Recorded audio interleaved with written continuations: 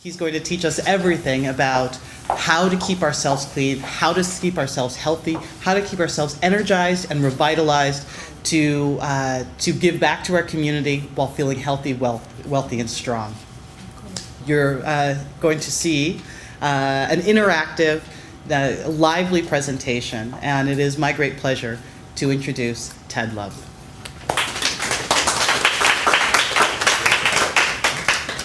Good afternoon, ladies and gentlemen. I'm Ted Love. I am professor of English here at the college. And when I'm not teaching about complex sentence structure, my other job is a martial arts instructor. I have been teaching martial arts since 1977. And part of, as you can see on the board there, the Kung Fu Detox Kitchen.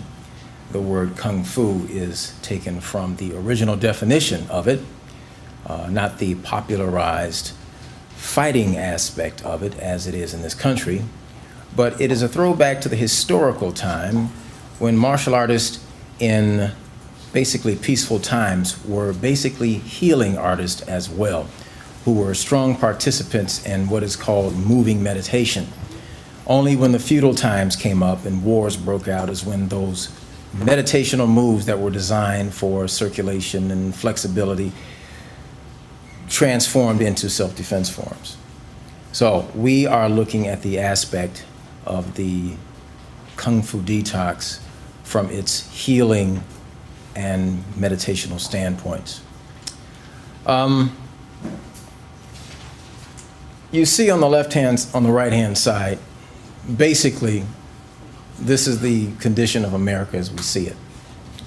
96% of people in our country do not work out.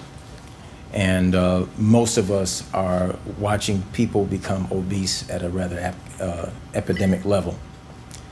On the left-hand side, you will see basically what is happening on the inside of the body. Basically, our systems are on a time bomb, and it is slowly ticking. Okay, let's go to the next one. Let's take a look at this. The bomb in your gut is about to go off. You can't see it on your colonoscopy pictures. But here's how you know when it's happening to you. The first sign that something's really wrong with you is when you get every kind of irritating and disgusting digestive problem you can imagine. Things like constipation, sour stomach, diarrhea, gas, bloating, and acid reflux. Then you get slammed with other health problems, such as toxic poisons leaking into your kidneys, skin and lungs, so you sweat more. You get bad breath, your eyes take on dark circles. You may get headaches or fatigue sets in. Your stomach bloats out from all of the gas, and your body stores excess toxins in your fat cells and joints, making you gain weight or feel achy and sore. You're literally rotting from the inside out. And this was, of course, taken from the American Journal of Health and Medicine, spring 2009. Okay, frame. Let's go back a bit. Okay. Autopsy report. Most colons are swollen. Autopsy report number 1, and this has been proven. Autopsy reports by Professor Arnold Ehret of Berlin, the father of colon autopsies, research in colon health, clearly prove that the most colons are plugged up with a mess of rotting waste. In his famous book, The Definitive Cure of Chronic Constipation, he reports, out of 284 cases of autopsy held, only 28 colons were found to be free from hardened feces. The others were, to an extent, encrusted with hardened, rotten, rejected food material. Many were distended to twice their natural size. Colonic experts say you don't have to wait for an autopsy to know you have poop backed up inside you. You could pick up any random person off the street, give them 2 colonic sessions, and remove 10 feet of fecal matter. You are that random person. That volume of poop is in you. Frank. Let's take a look at what we would call the healthy colon. Basically, a healthy colon looks like this. If it's pink and red, then you're talking about healthy, well-oxygenated tissue. Within a small intestine that's located within the inside, that's your small intestine. That runs between 25 and 28 feet long. Framed by your large intestine, you have the ascending colon, the colon that comes across, and the descending colon, and the rectum at the bottom. And you'll notice that 85% of the bacteria or good flora in that large intestine is colored in green. 15% is in red inside, and that's considered to be bad bacteria. We have a decent water balance and a proper pH. What we mean by a proper pH, we have a reasonable balance between acid and alkaline in the system. We want the system to be predominantly alkaline because this is when the immune system is working at its maximum. But for the most part, a healthy colon would have this type of balance. Okay? Now, what you're about to see next is this. Death begins in the colon.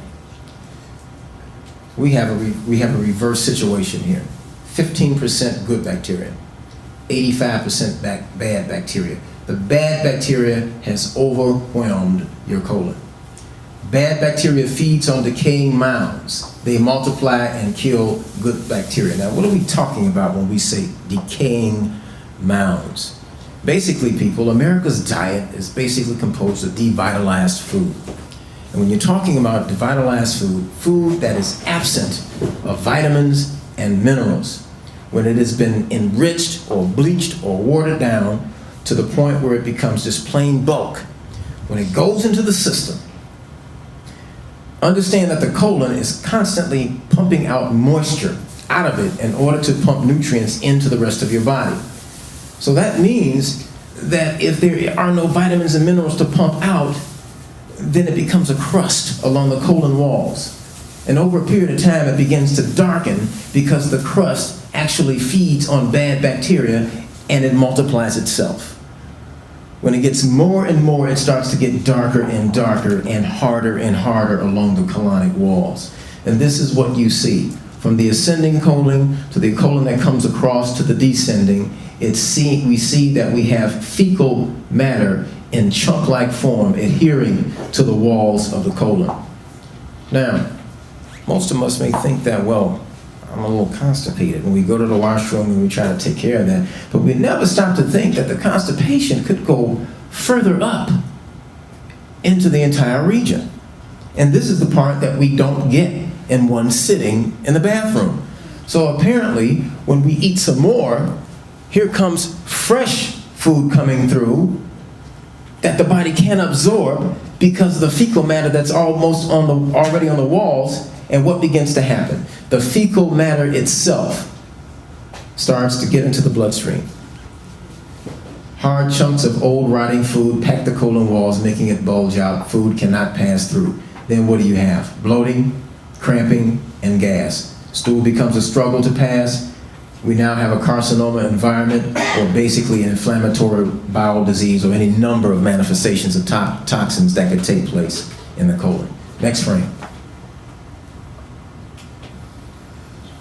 So, where does detox begin?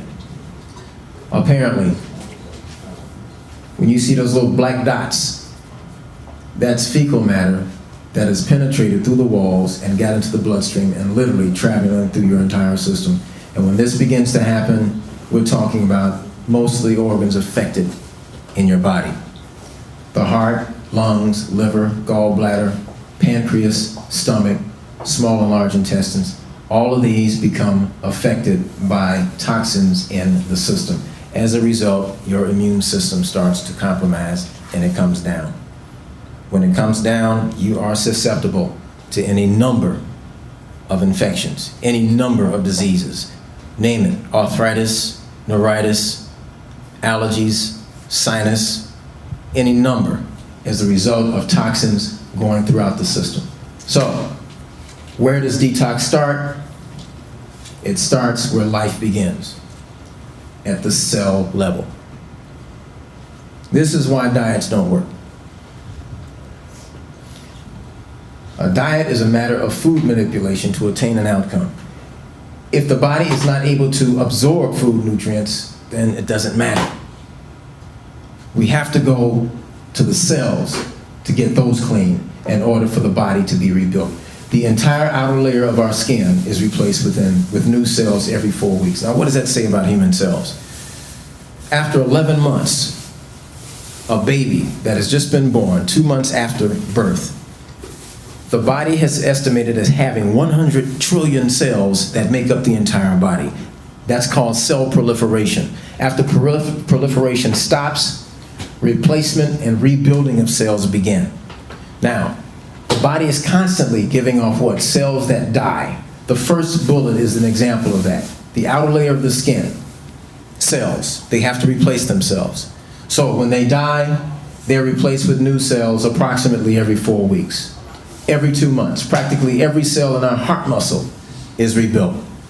Within a 1 year period, our entire bone structure is replaced, and scientists have confirmed that 98% of the atoms in our bodies were not there a year ago.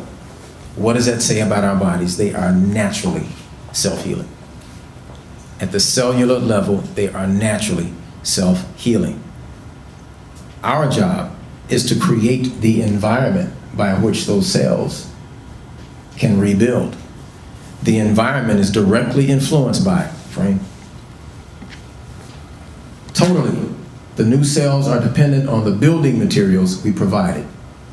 The foods we eat, the liquids we drink, and the air we breathe.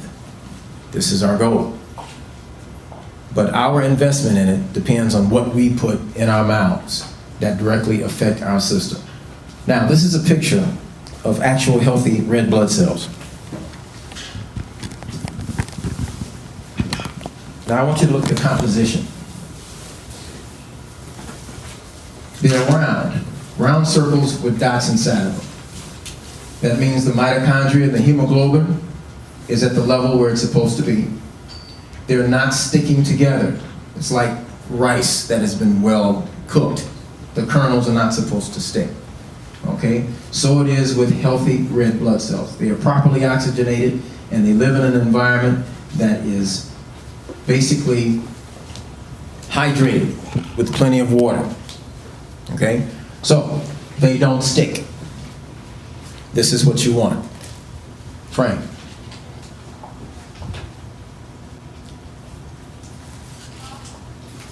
Adenosine diphosphate, ADS, meaning what? When we go back to the frame that talks about waste getting into the bloodstream, the first thing that happens is a compound called adenosine diphosphate. It acts like a paste.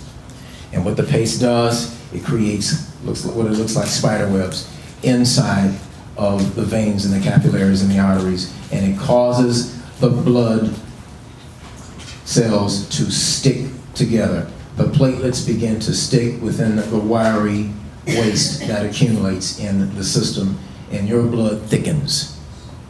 And your poor heart has to pump this all through your body. So as a result, we put undue stress on your immune system and on your heart because it has to pump this sludge through your system. Okay, let's go back to this one here. Now, we don't want to forget this. How do we feed these red blood cells? Cell food equals raw food, bottom line. Raw foods and fruits and vegetables. It reduces free radicals. What are free radicals?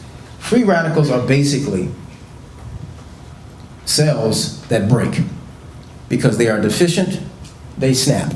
When they snap, they move around in the environment like fragments, like glass, and they literally attach themselves to healthy cells and cause those cells to go bad. When that happens, we're talking about premature aging of the body when it takes place. Plenty of water. A lot of us only drink water when we're thirsty, and what we think is water is not water. So when we say drinking water, we don't mean Powerade. We don't mean Gatorade, vitamin water, sugar water, or any of those types of things that the market has, broken into the fitness market to make that extra money. You want plain water, and you drink it on a regular basis, because if you're going after detox, you have to be really aggressive about constantly saturating your system. Now, a lot of us may be uncomfortable with that. That may not be our lifestyle, or we may not have time on the job. But guess what? Going to the washroom 3 and 4 times to urinate, that's healthy.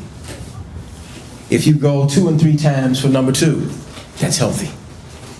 But if you're going twice every 3 to 4 days, it's not. There's not enough water in the colon. It's dry. Enzyme and coenzyme action. What is that?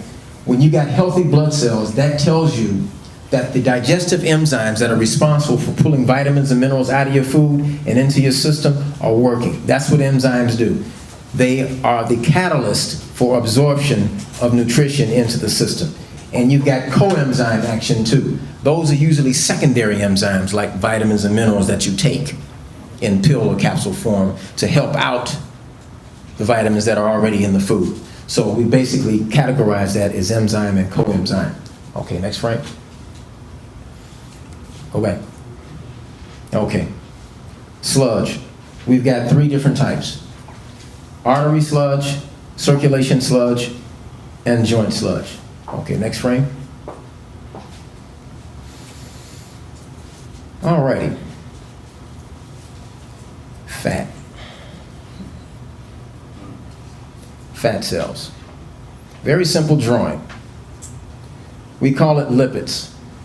Now, all fat isn't bad. We have good fat. When your cells and organs are surrounded by a very thin layer of fat, we call that lipids. And they are necessary to allow chemicals to pass from one part of the cell to another or prevent them from doing so. In other words, they are basic insulation for cells. They're insulation for your nerves, okay? They protect you in cold weather, all right? They keep other systems in your body functioning normally. This is the purpose of good fat in the system.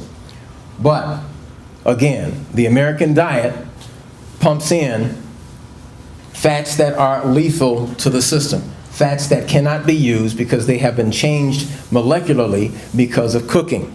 When they go into the system, they have no place to go. The body will send them to the least used parts of the body, and based on your bloodline or based on your body frame makeup, the fat deposits will place themselves in those particular areas. Next frame. Okay, lipids, human fat. It is composed of the basic 5 white foods. Meat. Meat contains white fat. The average American meat eater puts over 50 pounds of fat or cholesterol into his body per year. This fat clogs the arteries.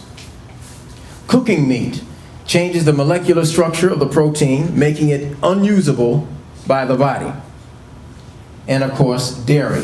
The pasteurizing of milk changes the calcium to an inorganic form which cannot be assimilated by the body. Have you heard anything like that in the media? No. Dairy Association is not going to tell you that.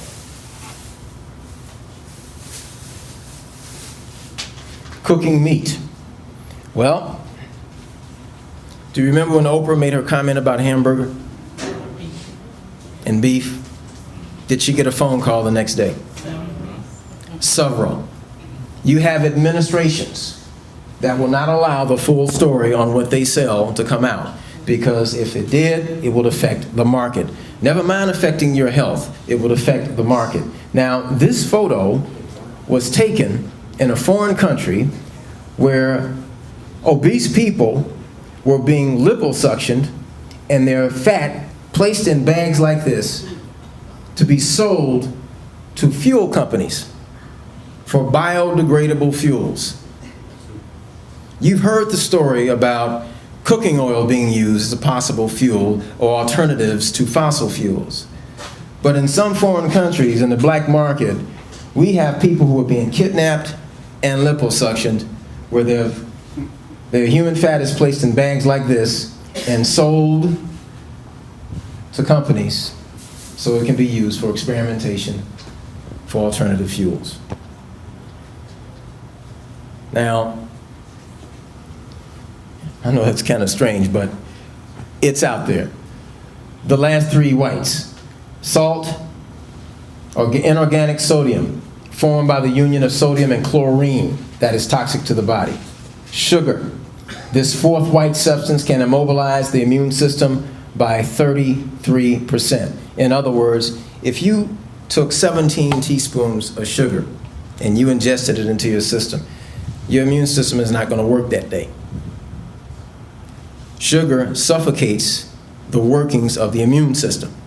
So if your body has a glucose attack, if it's too much sugar in the system, your immune system goes down and you become susceptible to infections. And of course, the white flour. This substance is bleached with an agent similar to Clorox.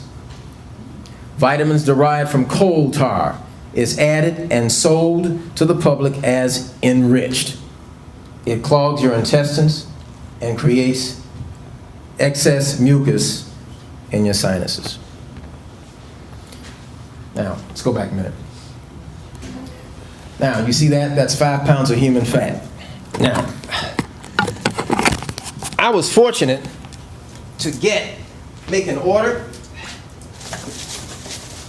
and I was able to find that. So I want you to see firsthand what human fat encased in a solution of polyethylene feels like. So I'm going to pass this around. And you go here and you see what's in the inside of your body. Okay? Now don't worry about the red spots. Those are broken capillaries. That's fixed in there. That's not going to get on your hands. Now, on the other side, I want this group to see 5 pounds of muscle tissue. Basically what muscle tissue or human tissue is supposed to look like without fat. So, now, okay.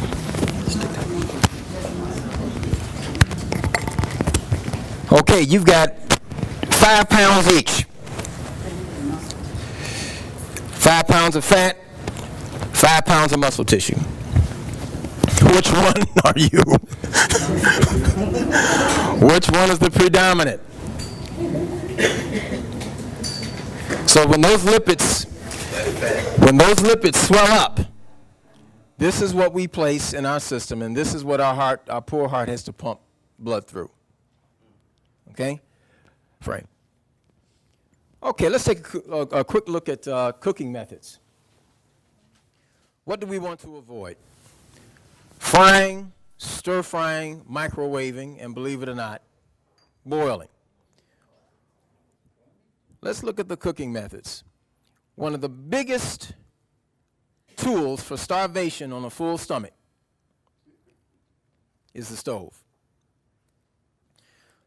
95% of the time, we knock out the effectiveness of our food from the preparation. Frying, number one, for obvious reasons.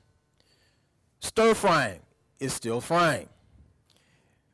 Microwaving. What do all 4 of these have in common? Intense heat for an extended period of time. So anytime we're talking about a period of 117 degrees Fahrenheit for 20 or more minutes, the enzymes in the food start to go. And when the enzymes are taken out or taken down, the vitamin and mineral effect is diminished as well. So what we wind up eating is bulk. Feels good on the inside. Feels good on the inside. Gives us a sense of fullness. But, okay, I got it. Gives us a sense of fullness, but apparently we're not getting very much nutritional benefit from it. Now, some of us went, ooh, at the last one down there where it says boiling vegetables. Okay, very traditional way of preparing food. You boil it. Okay, now what does hot water do? Draws things out. Okay, Now you get yourself a bunch of chopped up vegetables and you put it in there and you boil it for maybe 3 to 4 minutes. Okay, it's warmed up, but it's still crunchy. That's what you want. Some of us boil it half hour. Turn it on, forget about it. Come back, turn it down or turn it off. Oh, it's cold. What do? Turn it back on, boil it again.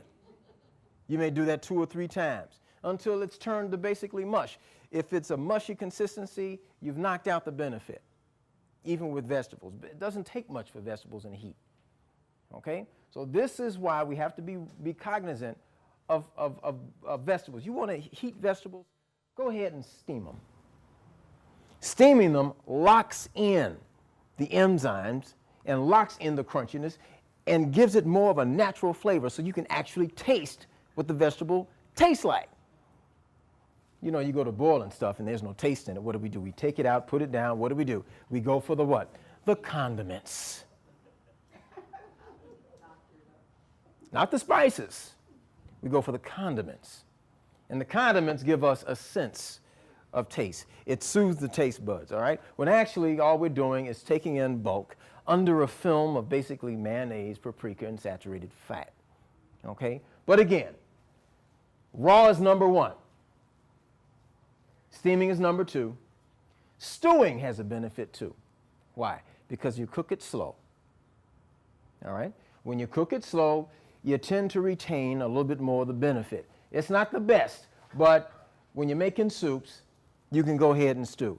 Now, the reason why I even put this up here is because some of us are just not going to be able to process raw and steam overnight. It's just not going to happen, okay? So some of us have to gradually inoculate ourselves into a different way of preparing our foods.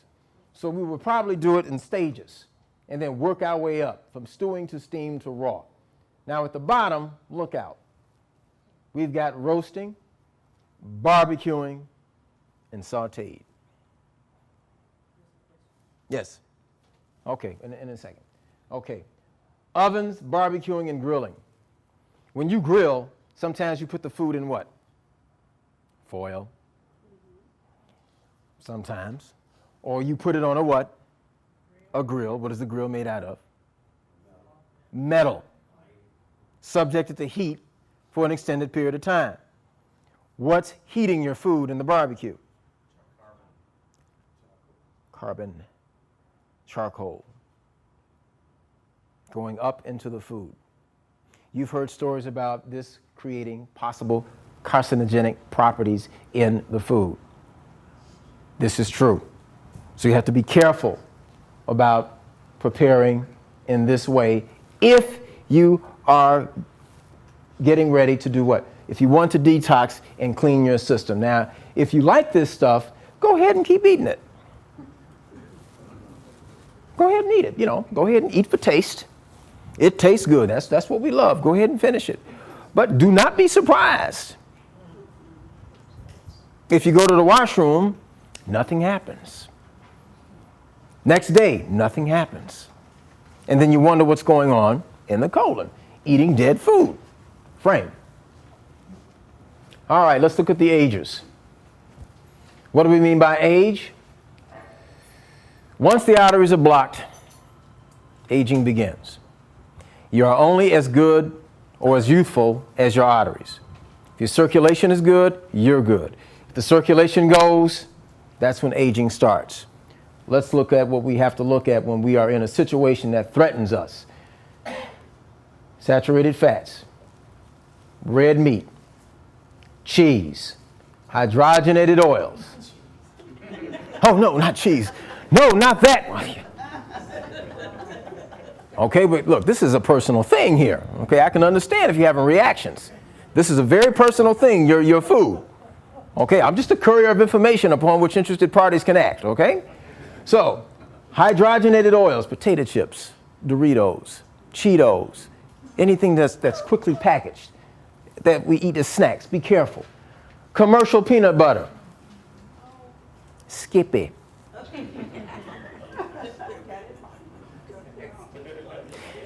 Jiffy.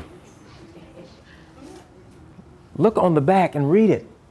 What's in it? Most of it is high fructose corn syrup. Okay? And of course, the fried foods. That kind of speaks for itself. Okay, we have to be careful with that. Notice the term stop dumping. All right. Drugs and chemicals into your system indiscriminately. Now, indiscriminately, that's a bad habit we pick up from this lifestyle thing we call multitasking. Okay? We have a tendency to do many things at once during the course of our day. We're not paying that much attention to any of them, and by the time the day is over with, none of them are finished, and we're too tired. So that teaches us to do what? To not have focus. And focus simply means follow through. What you start, you finish. Okay? If there is a discipline in the lifestyle of getting up in the morning and giving ourselves a high mileage meal, mainly your breakfast, that is designed to carry you through the course of your day, more than likely you will not have the desire to throw things into your system without thinking about it. And some of those things involve coffee, synthetic vitamins. Now, what do I mean by synthetic vitamins? Don't ever buy vitamins from a drugstore. Vitamins from a drugstore do not come from the same place as vitamins from a health food store. Anything from Schiff or Upjohn, be careful. Those are the laboratories. Why? Because it is very cheap and very economical to use a certain type of coating on that vitamin that comes from coal tar. Okay? And once that coating is on the vitamin, what happens? Diminishes the effect of that vitamin by over 30%. So for example, if you took 100 milligrams of vitamin C from a vitamin from a drugstore, you'll probably get about maybe less than half of the benefit, which causes you to do what? Have to go out and buy another what? Okay? All right, another bottle perhaps. Secondly, I don't care if you take 500 milligrams of C. The body will use what it needs, and afterwards, it'll throw it off into the urine. Why? Because a lot of vitamins are water soluble, like B and C. Some of them are not. They're oil soluble. But for the most part, a lot of your commercial vitamins you have to be careful about. How about caffeinated tea? Be careful of the caffeine. Tranquilizers, prescriptions. They will suck water out of your system faster than a sponge, especially painkillers. Okay? Be careful of those. Chocolate. Now I'm getting close. I don't mean to offend you, but chocolate. Okay? Be careful of the artificial cocoa and that high fructose sugar that's involved in that. Be careful of aspirin, especially the synthetic aspirin. I'm talking about the natural aspirin that you find in coconuts or almonds, but we're talking about the synthetic aspirin. Watch out for canned food. Packed in what? Aluminum cans. Aluminum sucks out minerals and vitamins from your food. Be careful. Sleeping pills. A lot of water is involved in sleeping pills, okay, out of your system. Tobacco, that's obvious. I'm afraid I had to put it in there. Cocaine. Laxatives, marijuana, alcohol, and amphetamines.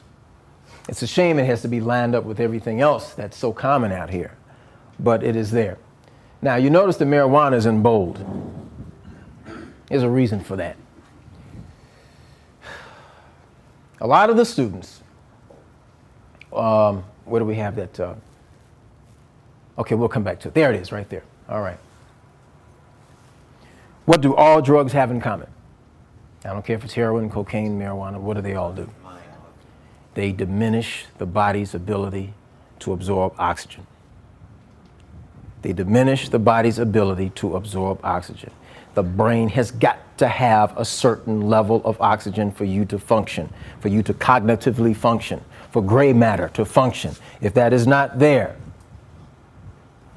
you suffer for it. And the suffering is irreversible. Let's look at this. That's a beautiful picture, hundreds of times magnified, basically of brain neurons. Neurotransmitters, responsible for thought processes. I talk to my class sometimes, and they really make light of smoking marijuana. They call it blunts. There was one time when marijuana cigarettes were very thin, but now they're very thick, and they put them in this cigar wrap, and they call them blunts. Marijuana naturally has about 10 times the amount of nicotine as tobacco. And when they roll those things and subject them to heat, marijuana has a high degree of nitrogen in it. So when you suck it in, remember, it's a plant, which means it has resin. It's like a paste. When it's subject to heat, it turns into a gas. When you suck it into the system, it combines with the nitrogen in the body, and guess what? Bypasses the digestive system, goes right into the fresh blood supply that goes straight to the brain. So the freshest blood supply that you can get that must go to the brain first before it goes anywhere else is contaminated with tetracannabinol, which is the pharmaceutical ingredient found in marijuana. Goes straight to the brain. Now you have an emergency. An emergency how? Goes right to the brain. You feel the rush. That's oxygen depletion taking place. That's why you feel lightheaded.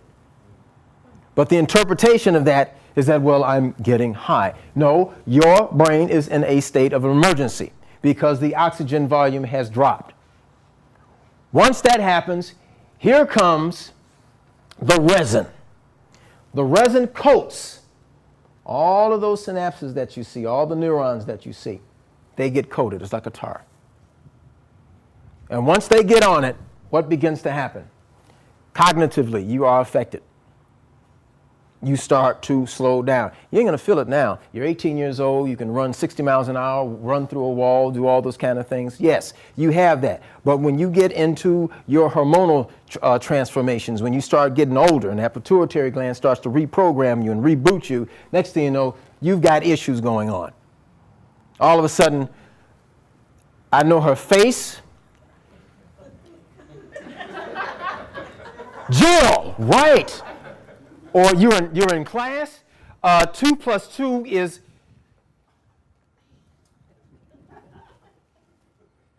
4. Took that long. Now you want to study for a GED exam. Now you want to study for an exit exam. And all of a sudden, you're trying to think of that formula. The definition of congruent is negative A plus positive B equals. You've got these gaps now in your thinking process that is big enough for a Buick to drive through, and you wonder how you got it. Not only does it coat this process here, which is irreversible, it also coats the inner lining of the lungs. Now, when the lungs start getting coated, the body registers that as a red flag. Uh-oh, we've got contamination. So what does the body do? It attempts to fight it. The immune system kicks in extra mucus to try to get that stuff off the walls of the lungs. Next thing you know, you got that. And the lungs comprise a large portion of your body. Not just up in here, they go all the way around back here. And because gravity pushes down on dead cells, next thing you know, you got most of the mucus forming in the lower part of the lungs, and you got that smoker's cough. And because we don't breathe correctly, what happens? That mucus gets heavier and heavier down here. Next thing you know, you have breathing issues. Now, most of us breathe wrong. Now, what do we mean by that? Okay, if your chest moves, you're not using all of your lung space. Probably using about 10%, if that. Now, if you put your hand on your tummy and you inhale and your tummy goes out, it exhales and the tummy goes in, you're using mostly all of your lung space that goes down and around back here. How do you know? Because when you go to the doctor and they check you, what do? They sit you down, and what does the doctor do? He goes on your back and does what? Okay? And he asks you to breathe deeply while he's doing this. He's going in the back because we don't use that like we should. So it becomes a question of proper breathing. Are we oxygenating our bodies properly? And compound that problem by putting substances in the body that is designed to destroy oxygen. Now, the next thing you know, your gums are getting brown. The whites of your eyes are turning yellow. That smell is in your hair. It's in the fingernails. It's in your sweat. It's in your saliva. It's in your urine. It's in your feces. It's in your tongue. Anywhere where there's moisture, anywhere where there's a fluid, you're going to have tetrahydrocannabinol. And good luck getting it out of your system. I mean, they tell you, well, it takes three weeks to detox this stuff. No. It gets into some organs, and you stuck, buddy. And it's only a matter of time before premature aging takes place. You no longer have the immune defenses you used to have, and suddenly bad overtakes the good, and you pay for it at a later date. And our young people are indulging this on epidemic levels, but we don't understand how it knocks out cognitive abilities, especially with short-term memory. Short-term memory tells the long-term memory what is important to remember. But if you don't have that apparatus, guess what? You're not feeding what? The brain can't do what? Can't take knowledge and remember it under stress or when you need it. So it comes out fragmented. Sometimes it doesn't come out at all in some cases. But these are the processes that we either impede or totally destroy. And why do you think marijuana is considered the gateway drug or the host drug? Because it creates an appetite for further experimentation, which brings about stronger effects from other drugs that basically do the same thing. Okay, that's why it's there. Okay, frame. Okay, detox suggestions. Basic protein foods: avocado, grains, cheese, lentil, dried beans, meat, eggs, nuts, fish, and poultry. Now, personally, I would probably take out a few of those, but I know some of us love fish. Some of us love eggs and meat, and you will not do without cheese. I would tell you to gradually start cutting back on that, okay? But some of us can go cold turkey and just use avocado on everything, okay? How about the starch foods? Corn, which is really a sugar. Potatoes, pasta, pumpkins, rice, and sweet potatoes. Okay, frame. Was that before or after? Okay, digestive cleansing.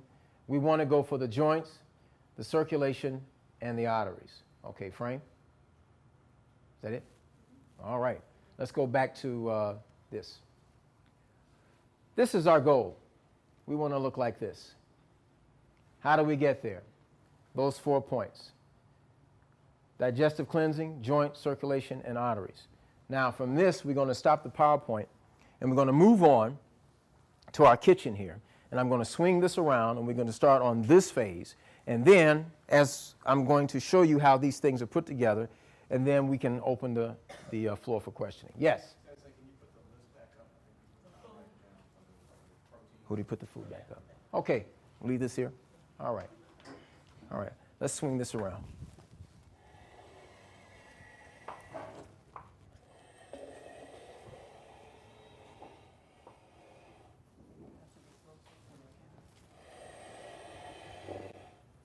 All right. Okay, this is the second half of the Detox Kitchen. Now, I've got quite a few things on the table here, and I'm going to go through it and explain what we're doing.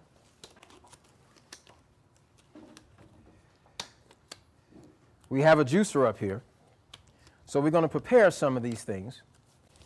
And if we get a chance, some of you can sample it to see how it actually tastes. All right. Now, we talked about the digestive tract. You see what it looks like on the inside. Now, how in the world can we get started, even begin to combat that sort of thing? Well, you ever heard of garlic? Garlic. Okay. Number one. Okay, where's the garlic there? Okay, I'm going to need some help here.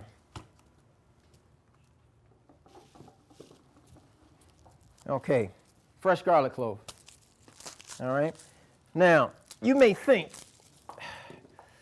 that in preparing garlic cloves, you're thinking about it in terms of adding it to other things when you're cooking. Okay, you may want to shred them up, cut them up, and put them in spaghetti sauce, and think of it only as a taste enhancer. But to look at it for its medicinal properties is to start asking yourself, do I have the guts to ingest the garlic the way it should be ingested in order for the cleansing effect to take place? Now, garlic has a chemical in it called alanine. Alanine. It acts like a Lysol, almost like Easy Off on an oven. And what it does, it's designed to penetrate the fecal matter on the walls of the colon. Yeah. And it starts to get into it and starts to let it come down slowly and easily. But the challenge is the way you take it. Okay? Now, some of us can use lemon as a taste distractor. Now, I bought this stuff here to let you see that how I work in the kitchen. Now, the way I work in the kitchen may not be the way you go at it, but as far as a detox, we have an aim for it. And you have to ingest this food a certain way. And what is the certain way? Here's a bottle of water. Here are 3 garlic cloves. And you just take them and eat them. Okay? No. It's hot. Okay? It's unbelievable. But I have a goal in mind. I gotta get that stuff off so I can eat it. So now, after I chew it up, I gotta take it down.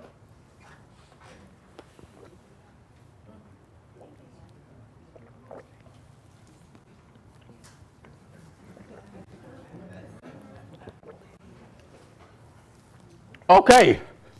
How big was that? What's that, sir? Oh, it big enough to do the job. You said you took 3. 3 of them. Look at this. There you go. Yeah. Take it home. Show your friends. Okay. Now, yes. When you take a whole garlic Hootie. like that, if you got a cold, Mhm. it would be the best thing. Put the frame of the dirty to get colon the up there. cold out of you. Okay. Hurts your system a little bit, but it got Okay. a certain enzyme in there that That's correct, sir. help your cells. Okay. Is that true or not? People, we will take, if the doctor tells us to take any type of prescription or some type of medicine, regardless of how bad it tastes, you do it. Because you're trusting a white-coated professional to tell you how your body is when your body is equipped to let you know what needs to be done. But there are natural ingredients and natural remedies that are out here that are designed to go after that bacteria. And if you want to get this stuff, if you want to declare war against this stuff, you got to take it as is. Detox is basically war against what? Death, man, walking death. So you don't want to create a climate where any number of carcinogenic conditions and diseases can occur. Most of your sickness is a manifestation of that.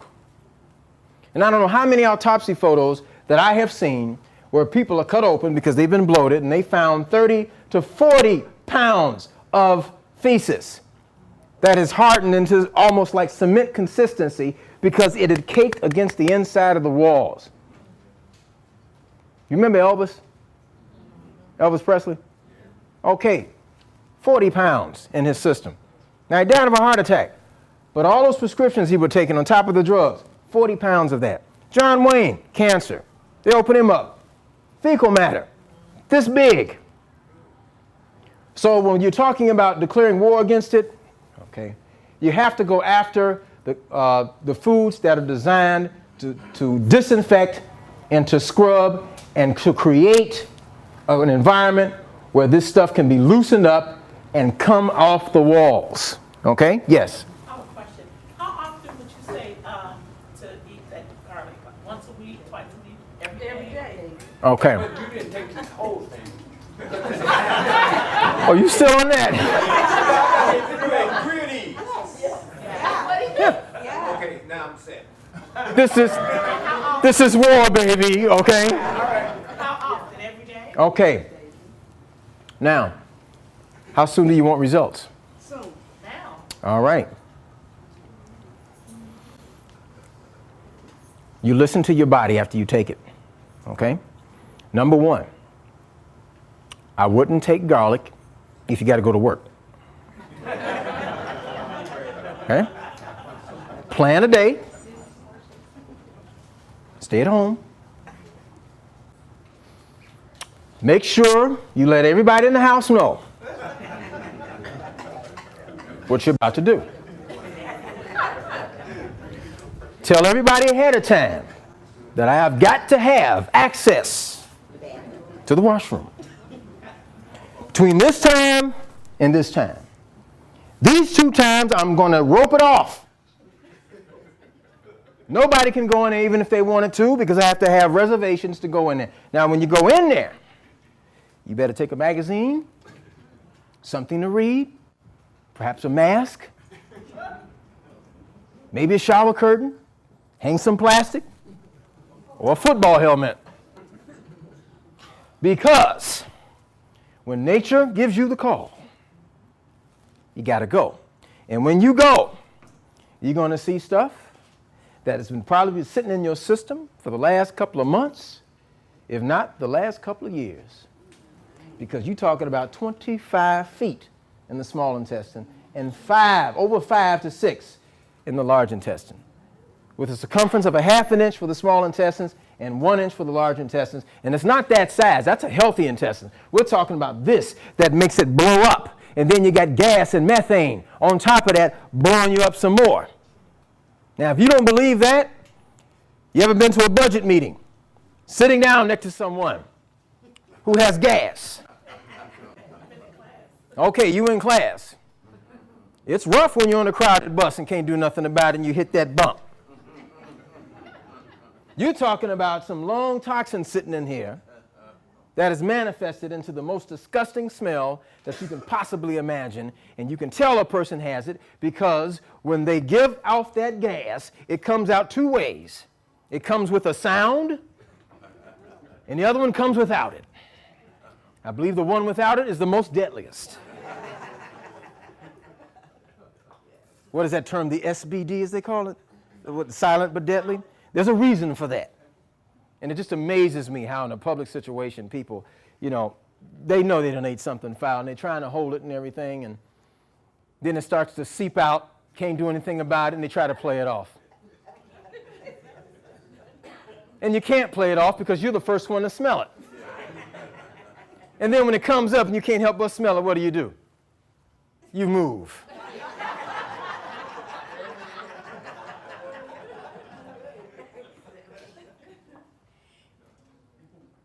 Okay, so you got these gases given off. Now, when you start taking food that is designed to heal, you're going to feel like you've swallowed fire.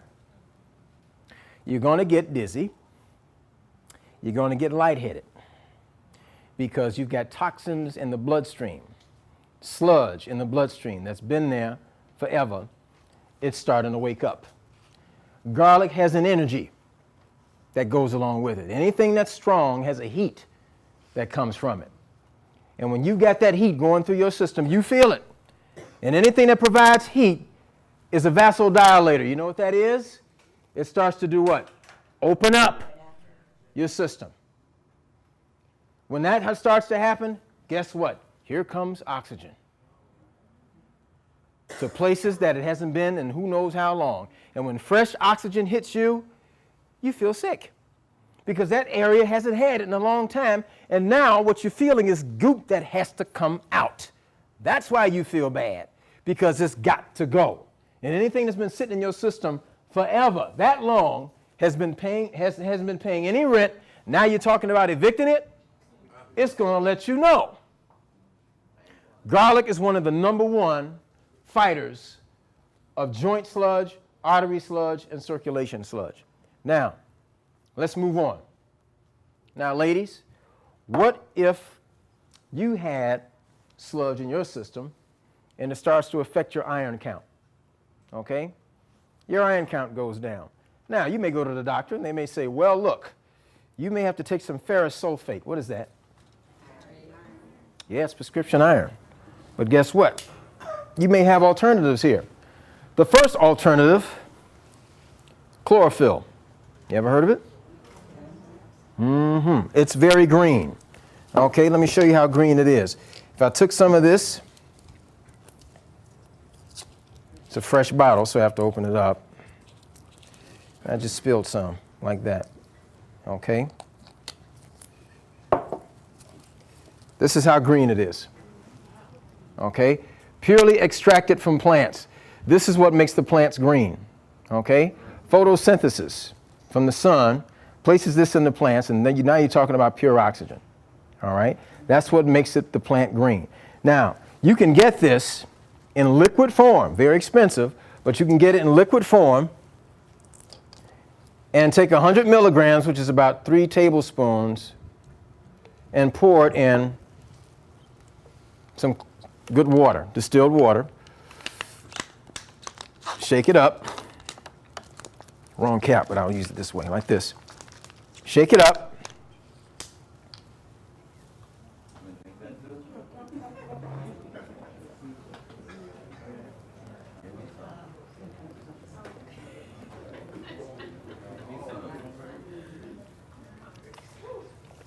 Okay. Now, okay. Now, right away, I'm going to feel a sense of relaxation. Why? Because I've just drank a bottle full of pure oxygen. Okay? When the body gets that, you feel it immediately. Calms you down. Any stress that you've been walking around with, any anxiety that you're not conscious of until later on in the day, you're getting plenty of oxygen through your system, and it gives you a calming effect. Okay, that's what chlorophyll does. It's the #1 iron supplement that you can take. Builds your iron count up overnight. Okay, so chlorophyll is a good component for that.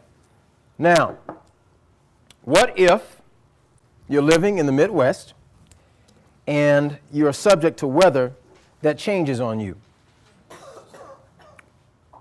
Right, that's what happens. You start to get maybe colds, flus, or anything like that. Now, some of us don't take care of ourselves the way we should. And as you get older, you're going to run into, let's put back the sludge. Right, okay. You might run into this here, joint sludge. Now, what is joint sludge? Arthritis. Okay? Arthritis, bursitis, osteo, rheumatoid, rheumatism. Arthritis is purely a matter of lifestyle. Okay? Something that you picked up from years of devitalized foods and a lifestyle of not enough rest and not enough decent eating. Okay? And over time, the toxins begin to manifest in your joints. More than likely, if you got a cold and you feel inflamed when you cough, that phlegm and that mucus is also in your joints. It's also in your colon. That's why they say you have body aches. The body aches is your body's responding to that mucus buildup that is taking place in the joints. And a lot of reasons our joints get it is because we don't cover them like we're supposed to when the weather changes. Okay? We confuse temperature with climate. Like today, it's nice out, but it's October. This is the fall. Okay? Never mind 80 degrees. The climate is still what? You're in the fall. Your body knows that. So when you go out dressing for, for comfortability, instead of dressing for the climate, meaning cover your joints. cover up even when you're out there. Well, I don't want to sweat. Well, I don't want to be uncomfortable. Be uncomfortable. You can handle it. Why? Because if you are exposing the body to a climate that's not suitable, you don't know it yet, it's going to manifest on you. Now you got issues with joints. You lift your leg, ow, it hurts in the hip. More than likely you got mucosal buildup in the hip, and you probably, because of that, you probably got lack of circulation here, which means that you might get some aorta problems going on right up here. Okay? Keep those joints oiled. Now, what do we use for oil? Number one, olive oil. First cold pressing, first one. Okay, make sure you get the first one. Sunflower oil, very light, okay, but very effective. Or you can use safflower oil, canola oil. In some cases, peanut oil if you can handle the fat. It's a little high in fat. But these are the oils that are good for the joints. Okay? You take a tablespoon of each of these in the morning. Now you think, wow, taking a tablespoon of cooking oil? Yes. Why? Because cooking oil combined with cherry juice and calcium and magnesium, what does that do? That creates a chemical that goes right to the joints, and it starts to attack an acid that lives in the joints. You know what that acid is? Particularly for the meat eaters? Thank you. Uric acid. Okay? Uric acid it's a side effect in red meat. Why? Because during the slaughter, animals know when they're about to be taken out, and you have residue from their feces as well as residue from the urine in their system, and that goes right along into the processing too. And then here you come, you prepare it, you flip it, you flop it, you saute it, you subject it to heat, you change the molecular structure of the proteins and stuff so you can't use it anyway, and then you go ahead and put it in your system, and you do that over and over again, and then you eat the gyros, and you eat this and that, and next thing you know, you've got these crystalloid little nodules crystallize grease and uric acid. How does it get to the lower part of the body? Gravity. Because gravity pushes everything down in the system. This is why when you get older, they tell you keep some type of cardio going.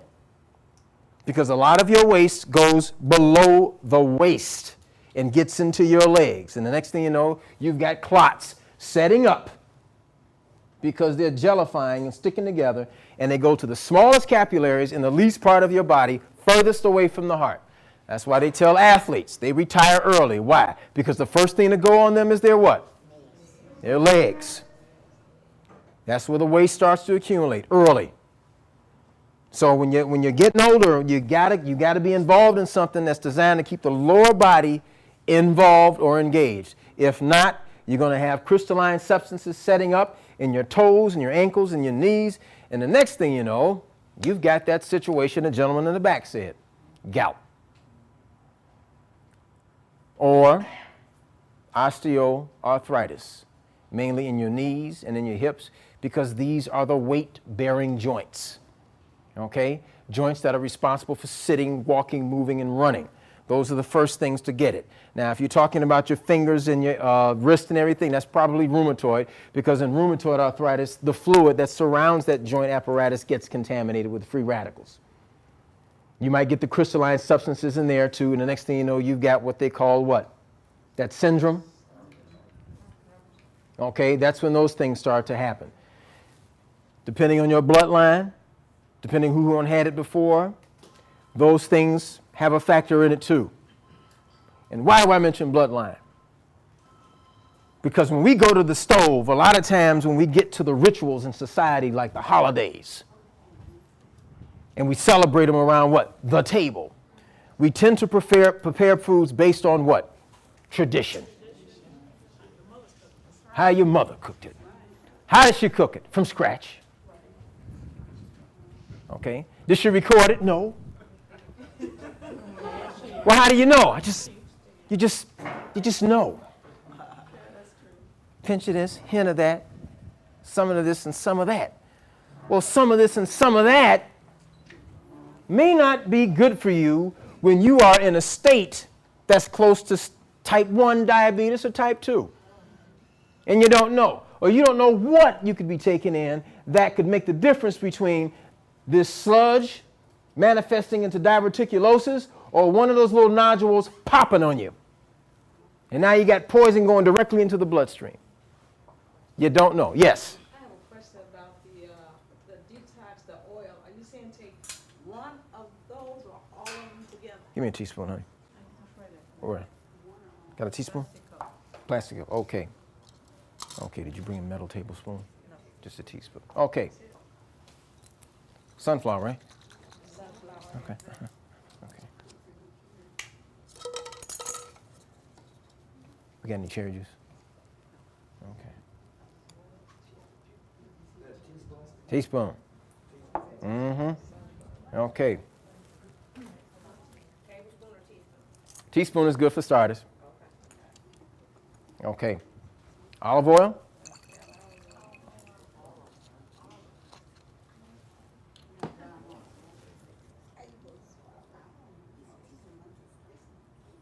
Okay. Teaspoon. Take it.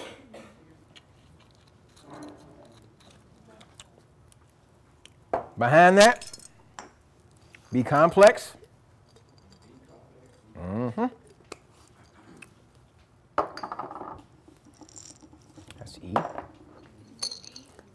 B complex, yep. C complex, 1,000.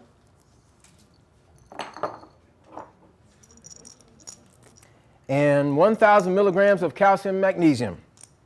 That's 1,000 calcium, 500 magnesium. You take it together in the morning with water or cherry juice. Cherry juice is the best. Okay, now the reason why I'm taking all this stuff, I didn't take mine this morning because I wanted to show you, okay?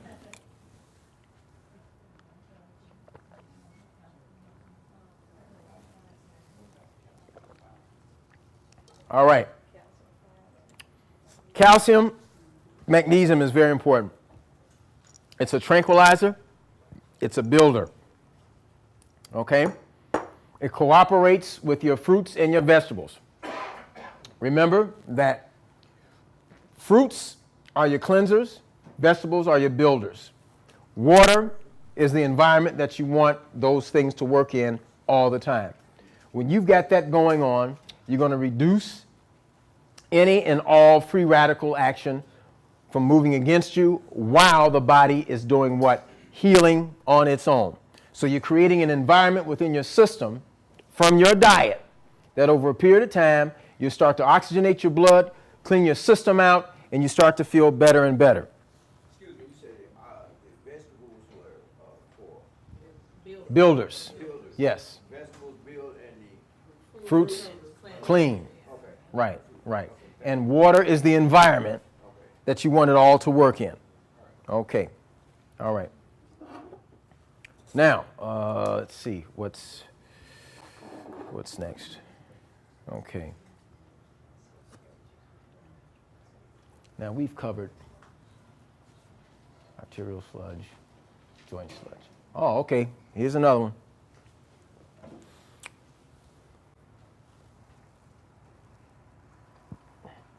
You ever had dark thoughts? You ever been comfortable wearing sunglasses indoors?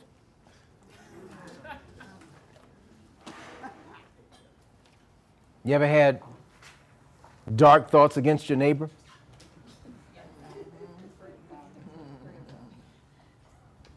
Moodiness? 1 minute you're okay, next minute, what's the point? You ever heard of mercury, arsenic, lead, DDT? Mm-hmm. Got a liver problem. When you got all these symptoms that are going on, time to decongest your liver. Now, we never thought about the liver as something to cleanse. it can be cleansed. It gets dirty just like anything else. I mean, my goodness. All of you fish eaters or meat eaters, the liver's job is to do what? To detox the bloodstream. If not, you won't last long. But the liver has got to be clean too. Why? Because you can get cirrhosis of the liver, all kind of nodules growing on the liver. You want to keep this from happening. You want to minimize it. So what do? All right. If you got the guts, I've got the cups. I'll show you how it's done first. All right. Excuse me, it's the garlic. Okay, now. Okay. First thing you want to look at is 3 ounces of olive oil.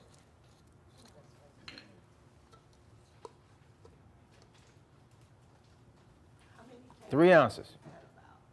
How many tablespoons is that about? Oh, I don't know. You probably need a measuring cup. About a good 3 ounces. Mm-hmm. How are you using, you said cold press? Cold pressed. Is virgin olive oil? Yes. Virgin. First cold press. All right. 2 ounces of castor oil.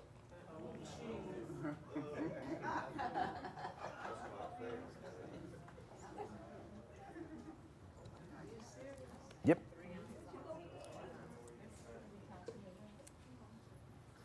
Okay. Now you can use a lemon, fresh, or my favorite, which I don't have up here, 2 tablespoons of Cool Whip. Yep. Now, why Cool Whip? Cool Whip is a marker, a color marker, meaning what? It's white. Goes into the oil and it turns it white, like a smoothie. Now, the day before you take this, don't eat nothing but tomatoes. Stewed tomatoes. Yep, eat them as much as you can, as long as you can. Drink the juice. Acid. Nightshade family. It's acidic, complements the work of the oil. Now, you're going to feel hungry. Okay, by the end of the 2nd day, when you eat this, you're going to feel this urge, to go to the washroom. Okay, that's the tomatoes getting through your system. Now your system is ready. You're going to go ahead and you're going to drink this down.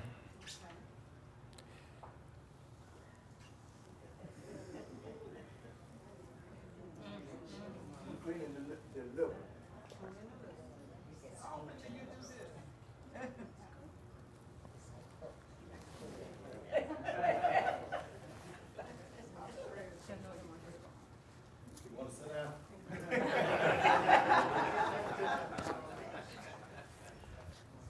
Presenting myself as a sacrifice to knowledge. Okay.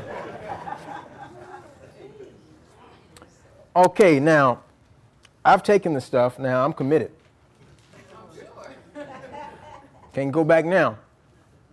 So, you won't hear about it because this will be over with. Maybe my wife will, but I'll get a call in about 9 hours. Okay? Now, what I see in the washroom, I hope it's closest to white as I can get it. But if it's less than white, if it's like brown, dark brown, or black, that tells you right there what's been sitting in your liver for who knows how long. Okay? That goop, that soot that's been sitting in your liver has got to come out. And you've just lubricated your entire tract and vacated it, got plenty of tomato juice in there, so it has something to work with, and let it slip out. Now, the degree of how you do this, now I would do it probably once every 3 months because I'm not a real big meat or fish eater. But if you like salmon and tuna, especially the canned stuff, and you're going to have to be aware of that, okay? Smokers I'm not advising smokers because that's something else, all right? But when we're talking about detoxing the additives that come in food, this is what we mean by getting those pesticides and stuff that comes out of that food that you even get at a garden, that you get at the store. You don't know how long it's been in the truck.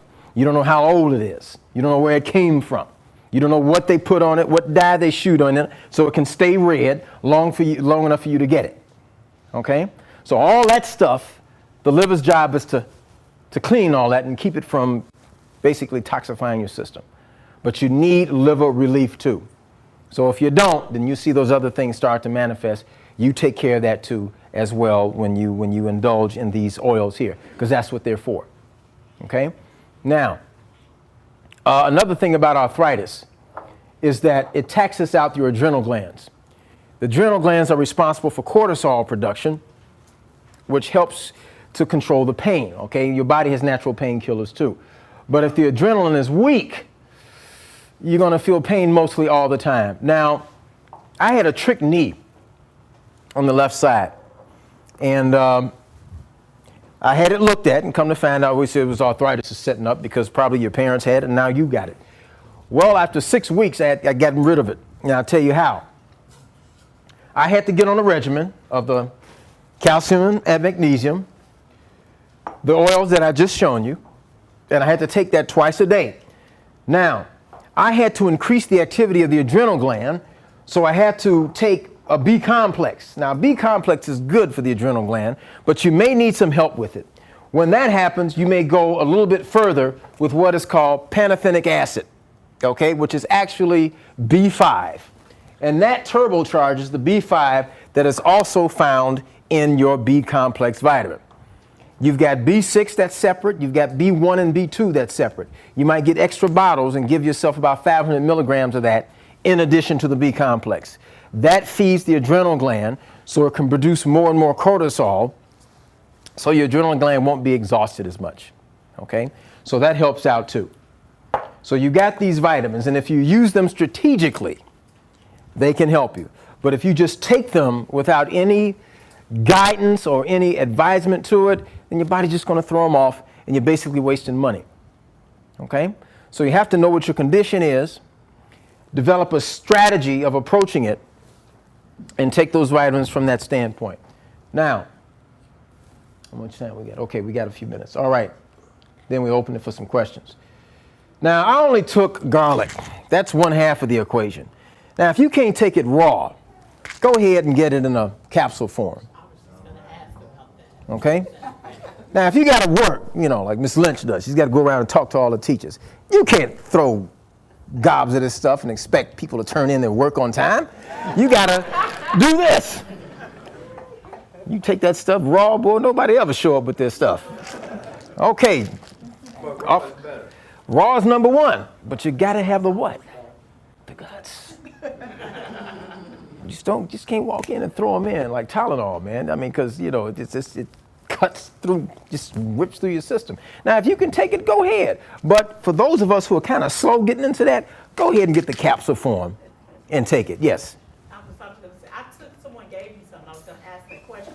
And I did feel that heat and all that was going, and I thought he had given me something to try to kill me. But that was normal. Yeah. Yeah. Yeah, see, your body's already 98.6, and when this energy goes into your system and it accelerates the heat processes in your system, it's got to wake up the toxins, okay? And you need that heat environment. That's why when your body naturally fights organisms, what does it give you? A fever, right? So it elevates the body in order for what? So certain medicinal properties to start taking place to fight that cold. Now, here's one of your most natural antibiotics that you can take. It's called Golden Seal. Okay? It's popular, it's been around, but there's a reason why it's been around, because it works. Okay? Now, Golden Seal is good. It contains 17 of the 19 constituents in the human body, but you want to turbocharge it, take it with garlic. Okay? So garlic and Golden Seal work together. It makes the Golden Seal stronger in its antibiotic properties, as well as the cleansing effect. Yes? Yeah, right. Yeah. Golden Seal. Now, make sure you get the root. The root, not the leaves. Get the root. Okay? Most of the medicinal properties are in that root, and it's underground. It's for a reason. Yes? What do you think about colonics as a form of detoxing? Well, we'll get around to that in a second. Okay. Here's another turbocharger. Cayenne. Cayenne pepper. Yes. Any of the peppers. The number one is cayenne. Okay, the red pepper. The red pepper is a vasodilator, opens everything up. Not black pepper. Black pepper actually irritates the stomach lining. You want to try to avoid that. Say again? Capsicum? Same thing. Okay. Okay. So don't cook with black pepper? You know, black pepper, it's a seasoning. People like it for taste, but it doesn't really agree with the enzymic action of the digestive juices in your system, okay?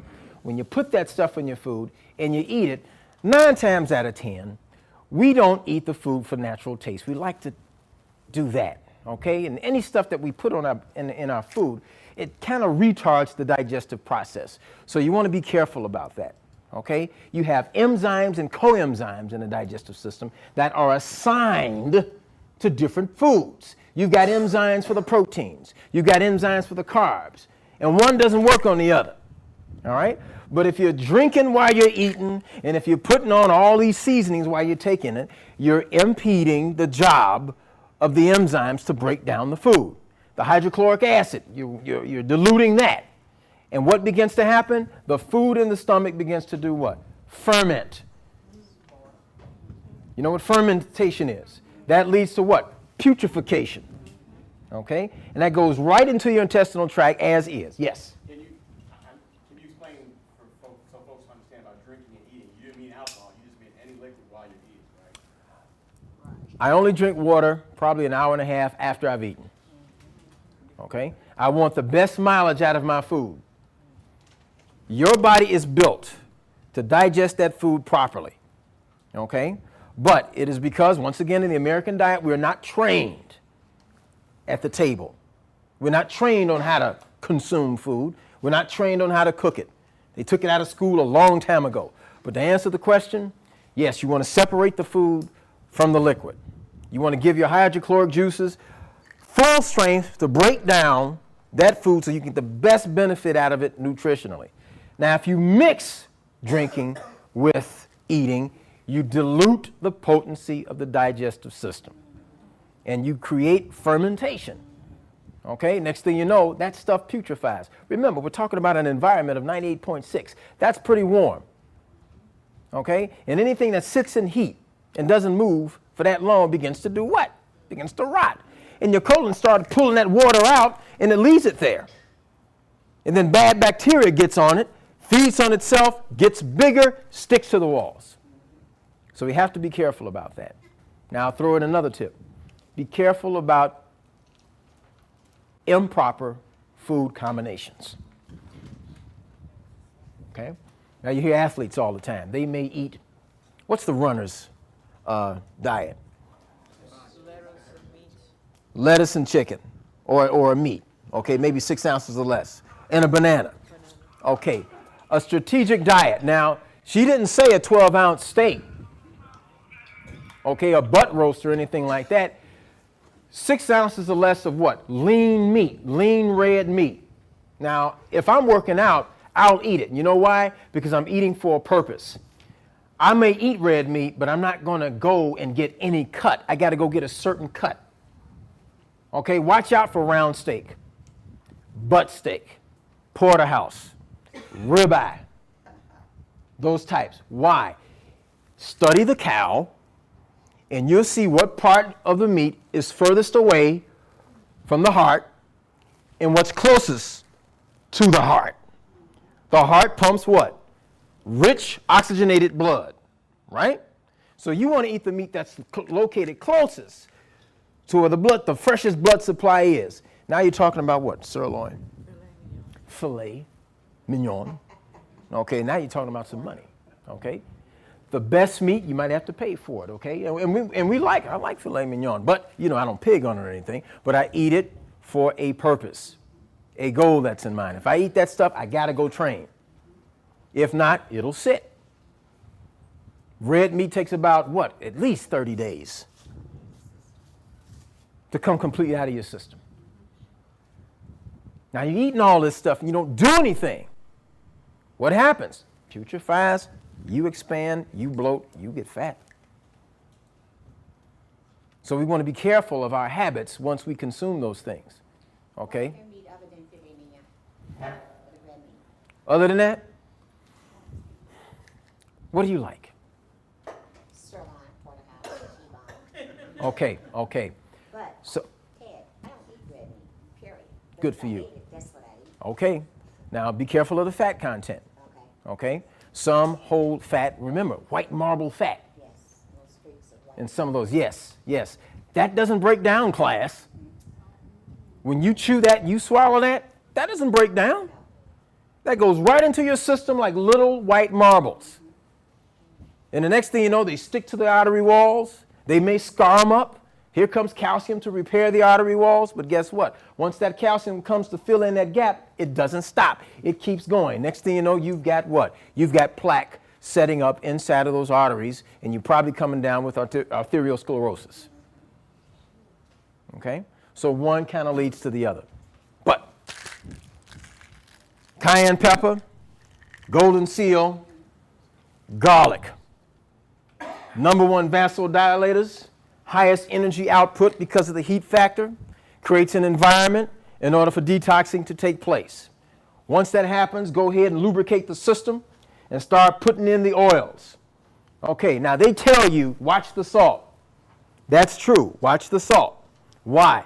Because it's phony sodium mixed with what? Chlorine. That's not salt, that's a water retention. That's a fluid retention. Your body does need salt because it has to have a fluid balance and it works with potassium to maintain that. What kind of salt do you use? Sea salt. Welcome to, you said it, sea salt. The pinker, the better. Yes. Okay? Mineral salt. If you can get it in chunks, excellent. How do you take it? Just like you take anything else. You go ahead, open it up, take a teaspoon, put it in the cup, put some water in there,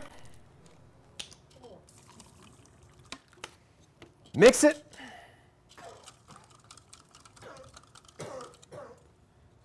cheers.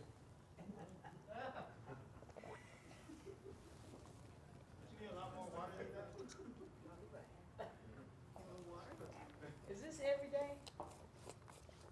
You put it on your flossing? For me,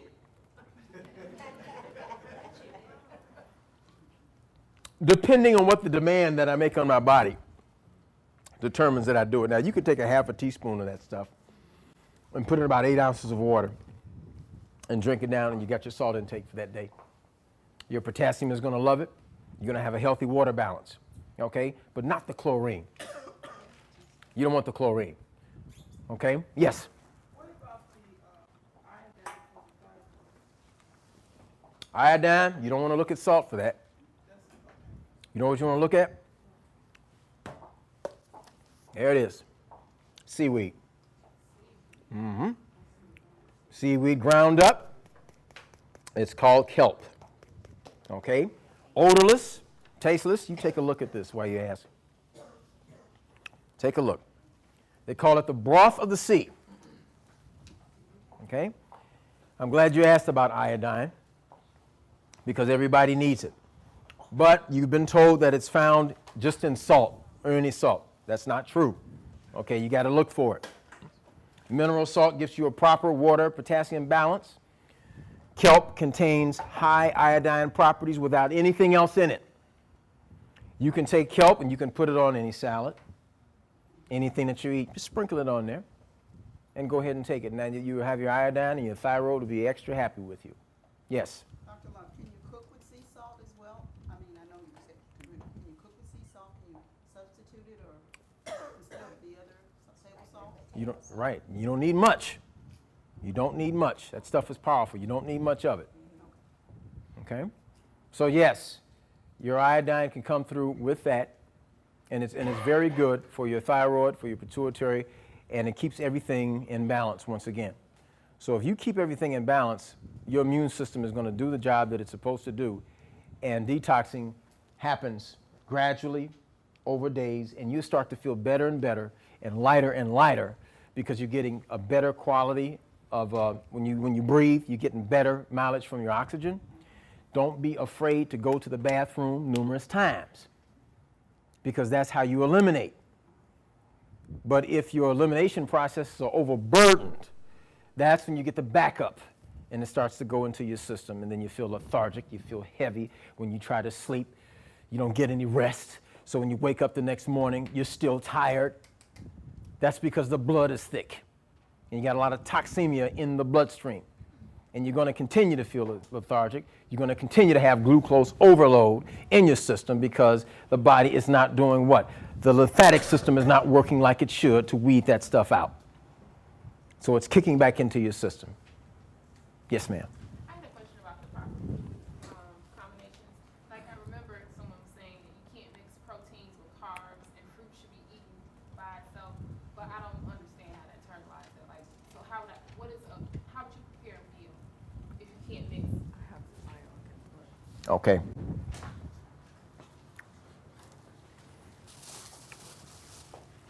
You know what halitosis is?